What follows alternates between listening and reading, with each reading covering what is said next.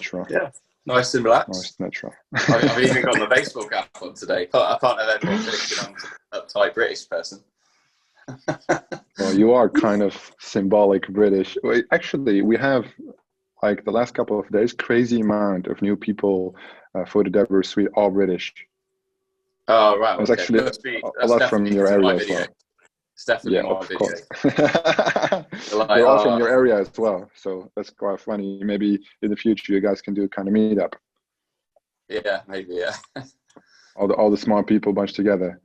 Yeah. All right, everybody, you're watching right now. I'm here with Tom to celebrate ClickBank Platinum, and of course, ask him some questions regarding how everything has gone so far, why it has gone that way, and what is planned next. Which is obviously quite the achievement. It is $500,000 US in under a year. Yes.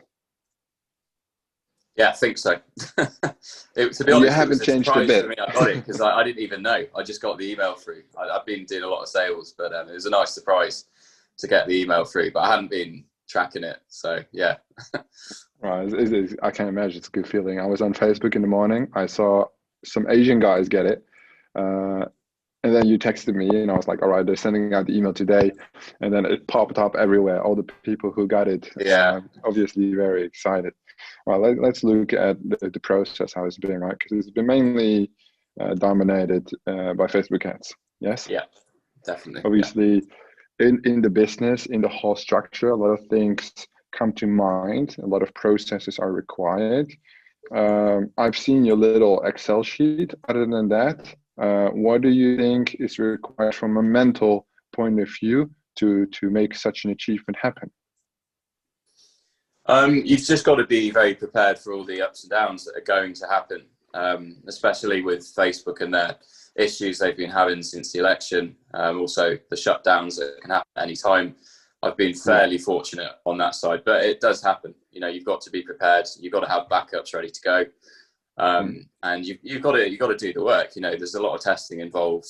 You know, whether that's offers or creatives, and also you've got the cash flow, you know, issue with ClickBank not paying out straight away.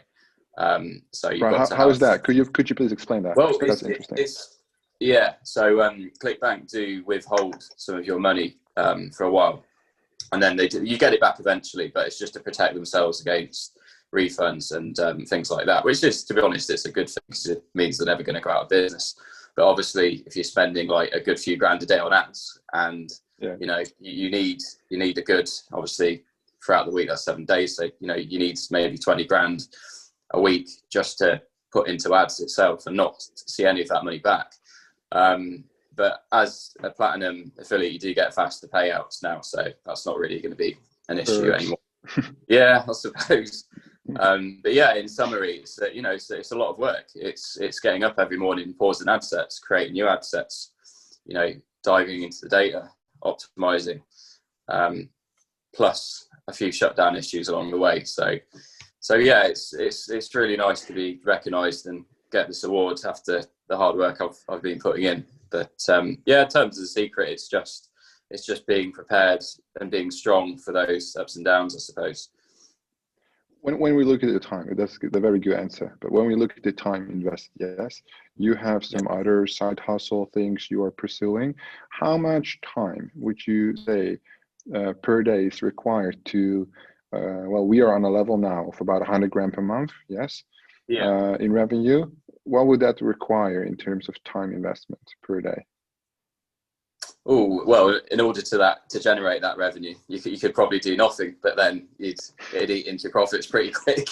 I do a few hours a day, to be honest, a couple of hours a day.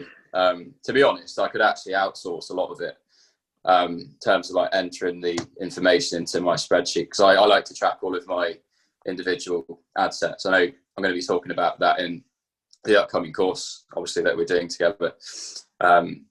But for me, that just helps me stay really organized with things, and not everyone will do that, but I just choose to do that because I feel it really makes the difference. So for me, it's a few hours a day. It might be, well, to be honest, it's the same thing every day. It's getting up, getting up, that's it. Killing ad sets, creating duplicates, or maybe creating new ad sets altogether. And then I might spend some time just studying the data. It's about two hours a day, I'd probably say, at that sort of level. Right. If I was going to try and go to the next level and sort of double the revenue I'm doing, it would probably be double the time, because I just have that many more ad sets to manage. But again, that's probably at the point where I should really outsource the data and getting someone to do the spreadsheet for me. So yeah, The all famous spreadsheet. It's like yeah. your little control, right, over the campaigns. I can really relate to that, but I feel like some people might also not want that kind of control, right? Because basically you have your business, and then the spreadsheet is kind of the crown jewel attached to it, and you control your entire practice through that sheet. Yes. What would you think would happen if the opportunity might be when you add 2 more people to your arsenal? Because right now you're managing everything alone. Let's say you bring in 2 VAs. What do you reckon will happen? I'll probably have more time free. Would you want to build it bigger, or would you want to just downscale your effort? I do want to build it bigger. It's just, to be honest, Colin, like you know yourself, the biggest issue before was the cash flow. Sometimes I'm in pounds, so obviously in the UK, and there's some days I'll be spending like £3,000 a day on ads. Obviously that's well over £1 million a year, and I don't have £1 million in my bank account just for the ads cash flow. Mm-hmm. So the fact I'm actually on more regular payments now, that is going to help a lot, to be honest. But yeah, in terms of maybe hiring some VAs, I mean, it's something I haven't really thought too much about up until this point. I think as well, it's trust as well, because if they're going to be going into your campaigns and ad accounts, I just really need to know that I could trust those people, obviously. So it's always opportunity with some risk. Yeah, risk reward. I mean, if I did hire someone, it'd have to be someone that understood literally zero about what I was doing. Or what you could do, actually. You could also just shut down your business and come join my team. I could. Is that a proposal? No, but it would be funny. It would be funny that everybody we bring to the next level is just like, just shut down your business, come join me. And then all of a sudden you have like a portion. Can you imagine if you have like an arsenal of 100 to 200 elite media buyers? Because the companies I have consulted for, I have a call again next week with a huge media buyer. They have, maybe 50, 100 media buyers, but they're all like rookie level, It's like one media buyer, buying. They're just making landing pages. It's just like a VA.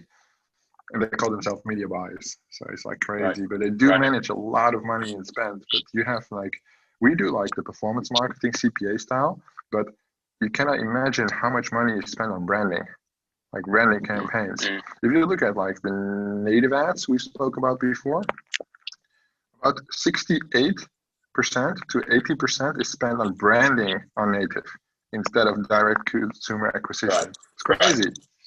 Because you're talking about billions, if not trillions worth of money. And Facebook obviously has the opportunity as well. But back to the topic, ClickBank Platinum. Yeah. Before we drift off again, we want to keep this one short. All right, so you mentioned the team, the opportunity, the possibility, and the state of mind.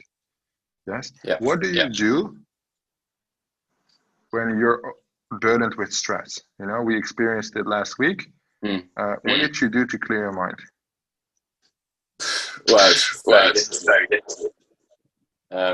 For me, especially. But, I quite like reading. I find that tends to, I know you can't laugh at me.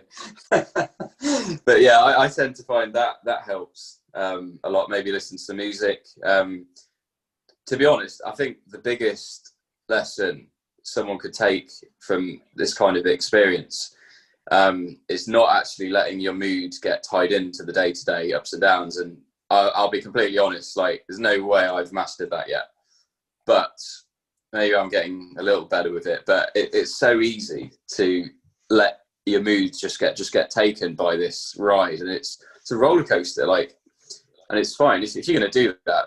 Well, no problem. But you just have to accept you're going to have some crappy days. You're going to feel crappy about yourself a lot if that's what you choose to do. So I think trying to separate your mind from the numbers is very, very important, and it's the thing like a lot of people miss. Like, I think even some like top affiliates, I know myself, and it's so easy to get trapped into that cycle, and it's quite a dangerous cycle as well. So even people starting off, you almost have to look at the money you're investing and be like, right, I'm okay losing it all, although you wouldn't, but you almost have to take that kind of mindset with it. So yeah. There's no right or wrong answer regarding emotional capacity to the issues, but as long as you are willing to lose in business, it can get you forward. I think when you getting better every time it happens, it's experience, right? You learn how to deal with it according to your personality, but also just look at it as a game. You play, sometimes you win, sometimes you lose. And you do your effort in order to win, but you cannot always win. But even if you lose, you can win if you learn something from it. Oh, damn, we're so deep today. Yeah. But a lot of people don't understand it. Yes, they hear it. They hear the motivational quotes. They are motivated, but it's more persistence than motivation. Because motivation fades. You can't always be motivated. But if you are persistent to great outcomes, you can build something great. And for you build this into what we can say honestly, a consistent, profitable business. And now you just need to make it in a sustaining business.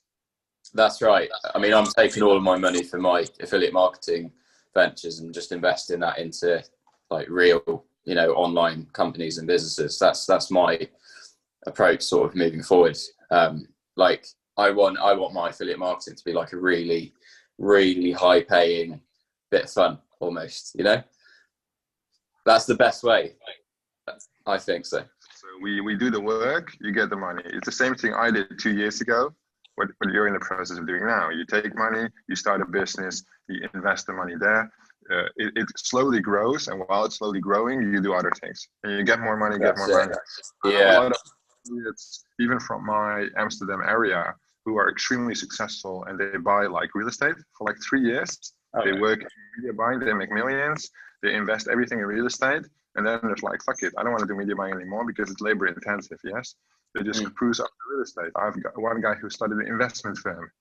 It's like a merger and acquisition company, like venture capital kind of shit. Right. Cool. But you often see that the media buying, what we spoke about last week, it's every day is a new day.